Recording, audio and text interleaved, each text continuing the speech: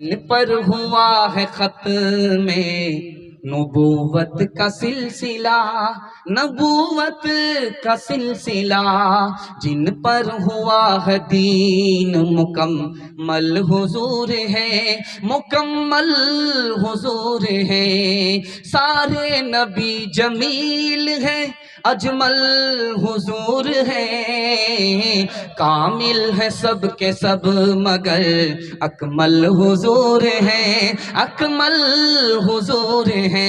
महताब है हुजूर तो असहाब है नुजूम, किरने है आले पाक तो मशअल हुजूर है, मशअल हुजूर है। पैगाम खत्म हो गया। इस्लाह माशरा के हवाले से आपको, जवान को, समाज को, हिंदुस्तान को और माँ बहनों को पैगाम देने के लिए जा रहा हूँ। सुनने के लिए तैयार है? हाथ उठा दीजिए इंशाअल्लाह। बहुत खूबसूरत जलसा है, बड़े अच्छे माहौल में आप सुन रहे हैं। फैशन को दोनों हाथ से, सुन्नत को एक हाथ से पकड़ेंगे। हाथ उठाइए इंशाअल्लाह।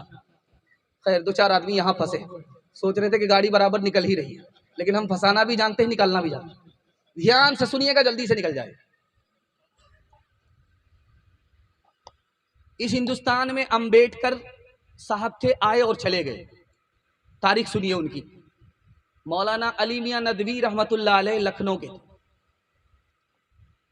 डॉक्टर अंबेडकर साहब के पास वो गए कि आप इस्लाम कबूल कर लीजिए दोनों हाथ से।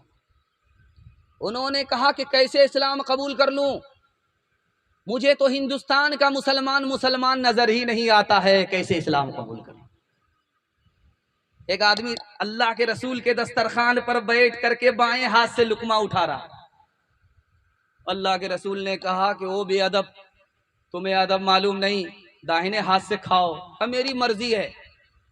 कहा कि अब तुम दाएं हाथ से कभी खा भी नहीं सकोगे। महबूब की मर्जी नहीं, अल्लाह ने उस हाथ को नाकाम कर दिया।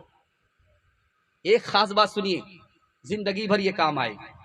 आपको दाढ़ी रखने की आदत नहीं है, लेकिन आप ये मानते रहिए कि ये मेरी गलत आदत है, गुनाह हो रहा है, हमसे अल्लाह माफ करे, ईमान सलामत रहे। लेकिन दाढ़ी की तौहीन भूल से मत कीजिएगा, ईमान चला जाए। क्या दाढ़ी रखते, इतनी खुजली होती है, लगता है कि बैगन खा रहा। दाढ़ी रखता हूं, बूढ़ा मालूम होता हूं, ये दाढ़ी की तौहीन है।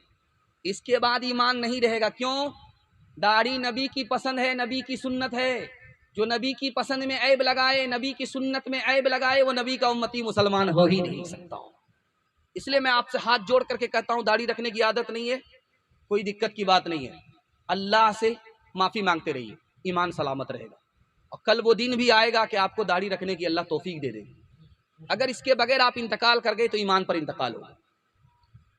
आपको सुनकर के हैरत होगी, मैं आपको सुनाने के लिए जा रहा हूं। अबू तालिब मुसलमान नहीं हुए, नबी दुआ करते रह गए। नबी की दुआ अल्लाह ने कबूल नहीं। जानते हैं क्यों? चचा के पास नबी आए, कहा जैसे मैं सजदा करता हूं उसी तरह आप भी सजदा कीजिए। सजदा मुझको अर्श पर मिला है, खुदा ने तोहफे में दिया। तो कहा कैसे सजदा करते हो, आप दिखाओ। तो नबी सजदे में गए।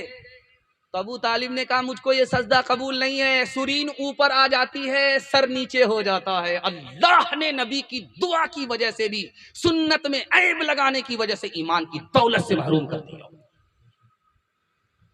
आप जब देखेंगे हमारी कब्र बनाई जाती है, मुर्दे को लेटाया जाता है। मुर्दे को चित लेटाना सुन्नत के खिलाफ है। आप मुर्दे को चित नहीं लेटा सकते। नबी की सुन्नत क्या है? मुर्दे को आप लेटाइए, मुर्दे की पीठ पूरब की दीवार से सटा दीजिए ताकि चेहरा मुकम्मल किबले की तरफ हो जाए। अगर आप चित लेटाएंगे तो आसमान की तरफ चेहरा होगा, किबले की तरफ नहीं होगा। सुन्नत यह है कि आप अपने मुर्दे को इस तरह लेटाइए कि उसकी पीठ पूरब की दीवार से लग जाए ताकि चेहरा मुकम्मल किबले की तरफ हो जाए।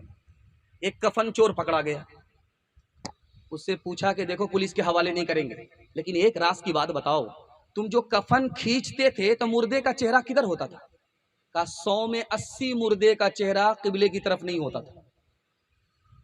एक बड़े आलिम के पास आए इमाम औज़ाई, दुआ कीजिए अल्लाह पूरी मिल्लत की तरफ से उनको जज़ाए खैर दे। उनसे कहा हजरत गजब हो गया, ये कफन चोर पकड़ा गया है और ये मुर्दे का हाल बता रहा है। कि चेहरा किबले की तरफ नहीं था। 100 में 80 मुर्दे का चेहरा किबले की तरफ नहीं था, सिर्फ 20 मुर्दे का चेहरा ही किबले की तरफ था।